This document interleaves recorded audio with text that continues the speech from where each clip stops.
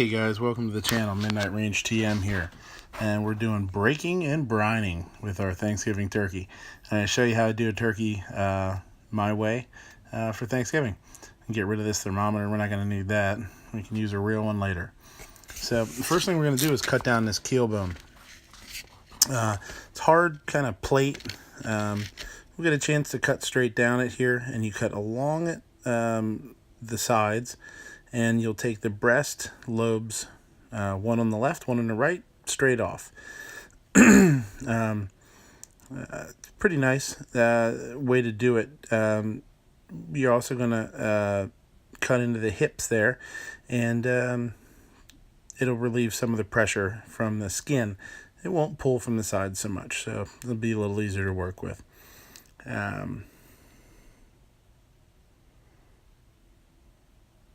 You just want to cut straight down along the plates there, and just kind of follow them down all the way to the bottom.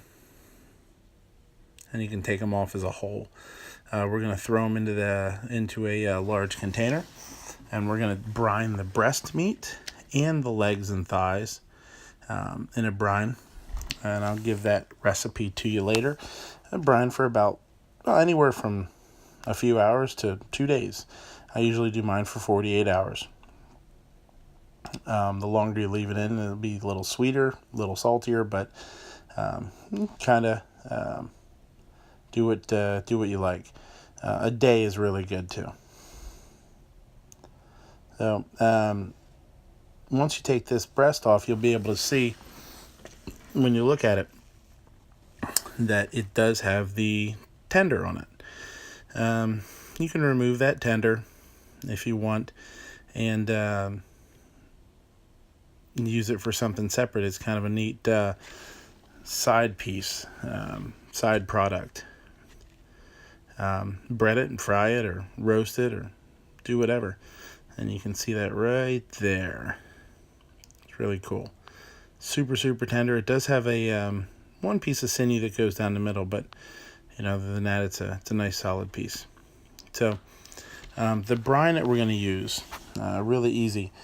2 quarts of hot water, 1 cup of brown sugar, ½ cup of salt, kosher, 1/4 cup of lemon juice, a nice handful of fresh parsley, a few sprigs of fresh thyme, again, small sprigs, small bunch of fresh sage, 1 tablespoon of peppercorns, a tablespoon of garlic cloves, and then because that's hot water, we're going to kind of steep that and bring some of those flavors out. And then before we add the turkey into that, or before we pour that over top of the turkey, we're going to actually add 2 quarts of ice to cool it down. You don't want to add the hot marinade. Use a hot marinade for something like this. It's going to marinate for a couple of days. You can grow bacteria. So it's not quite as safe as you should be. When you start doing the legs, you want to just kind of cut in until you get to the joint. By flipping it over and kind of pulling the joint backwards, or you'll open up the joints and you can kind of cut right in between them. We'll do this to both sides. Just going to see if you hyperextend it then here in a little bit. You can cut right through the joint. And the leg and thighs really neat. If you save those for another time, you can cook them and head to the Renaissance Fair. That's Ren Fair style right there.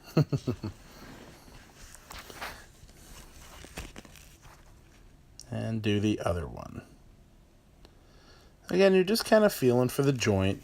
We're not cutting and taking chunks of bone out and hacking at it. We're kind of being gentle, because there's really no reason to go, all Conan the Barbarian on this thing. You're just looking for the seam. And what'll happen is when you bend that back against itself, the joint opens up a little bit, and you just slice right through it. There you go.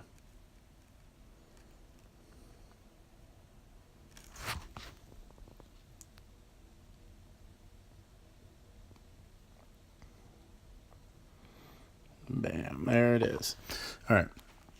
So, we're going to do the same thing with the wings. We're going to cut in and go straight into the joint.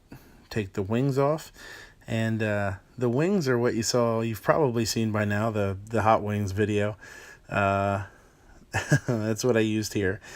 Basically, I cut them, broke them down, and roasted them in with the veggies that I was going to make, for the stock. And once the wings were cooked through, I just removed them from the pan and took them out of the oven and let them cool in the fridge for a little bit. Once they were cooled the whole way through, just throw them right in the deep fryer, just like a chicken wing. Toss in a little hot sauce and go to town. They are awesome. They're really, really good. We're going to use everything. There's the kidneys and heart. We're going to use that in the stock. We're also going to use the neck. We're going to chunk the neck up. Every little thing we can. It's going to give an amazing flavor. You're going to build flavor. Once we have the stock built, we're going to reduce it and we're going to condense those flavors. And that'll be part 2. So, I'm going to take the carcass and break it down a little bit, just so it's a little more manageable and doesn't take up so much space.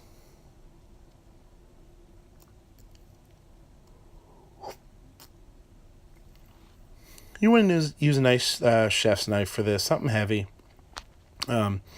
You don't need to hack at it like crazy because you also don't want to be splattering salmonella all over your kitchen.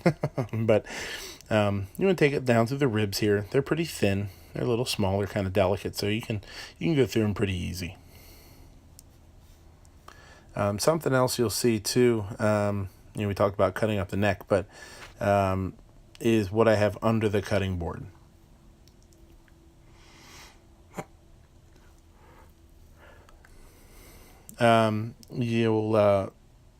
What you want to do is get yourself a terry cloth towel. Like a kitchen towel works great too. Get it damp and put it down underneath the board.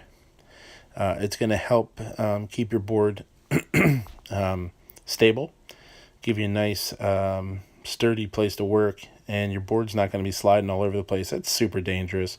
A lot of people cut themselves that way because the board slides out. So, we want to keep everybody's fingers for Thanksgiving so you have them for Christmas. That's the neck.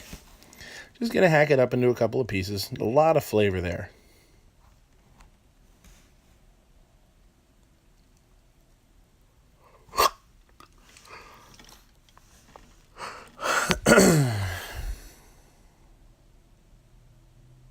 There's a towel. So once we get to the veggies are really, really simple. Celery, onion, carrot, tomato, yellow onion, some whole clove garlic. These are the turkey wings. We're going to cut them just like everything else. We're going to go down into the joint, bend them back on themselves, hyperextend them, and take it straight through the joint. The wings are a little slippery, so they're a little harder to work with. But basically, you're going to get a wing and a wingette and a drumette, just like a chicken wing, except the drumette's the size of a chicken thigh. So they're pretty cool.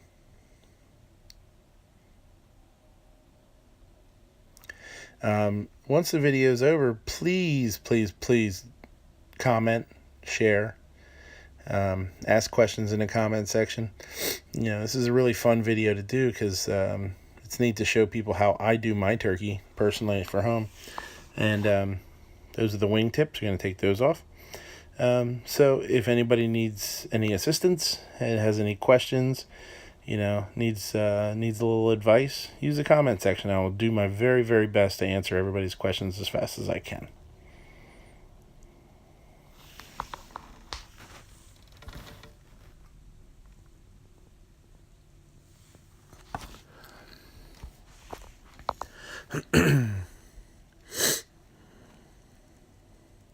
So once we see once we're done with this, then you'll start seeing the veggies. The carrots are peeled and just chunked up.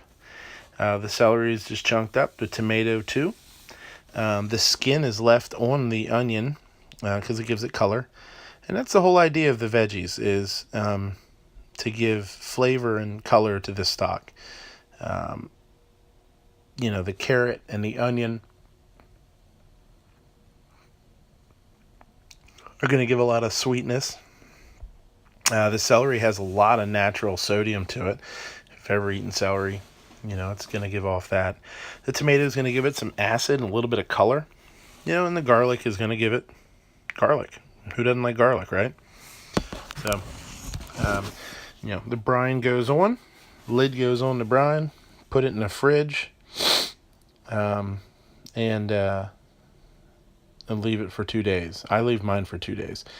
If you can't fit it in your fridge, which is totally, happens a lot, brine it in a cooler. Throw it straight in a cooler with the ice and brine it overnight in your cooler. It'll still be cold in the morning. No big deal. So this is all our pieces. Remember, we're going to roast this and pull the wings out for some snacky s'mores. The rest of it we're going to roast until it gets really nice and charred. We're going to roast it at 400 degrees for about 3 hours, and we're going to turn it, just sort of give it a little stir every 45 minutes or so. You can go longer than 3 hours. That's absolutely perfectly fine. And in part 2 of the video, you'll see what mine looked like after it was roasted, before we added the water to it to turn it into a stock. And then our stock is, I started out with 9 quarts. I added a little bit of chicken broth, store-bought broth, to it to bring it up to the 9 quarts. But once it was done reducing, I reduced it all the way down to 4 cups. And you'll see that's just a concentration of flavor. It's just got a ton of flavor to it. Really, really nice chestnut brown color too. Light chestnut. So, I think that's probably about it for the video here. If we, like I said, look for number 2. And if there's anything I can do for you guys, please let me know. All right. This is Midnight Range TM, and I'm looking forward to hearing from you. And good luck on Thanksgiving. Thanks, guys.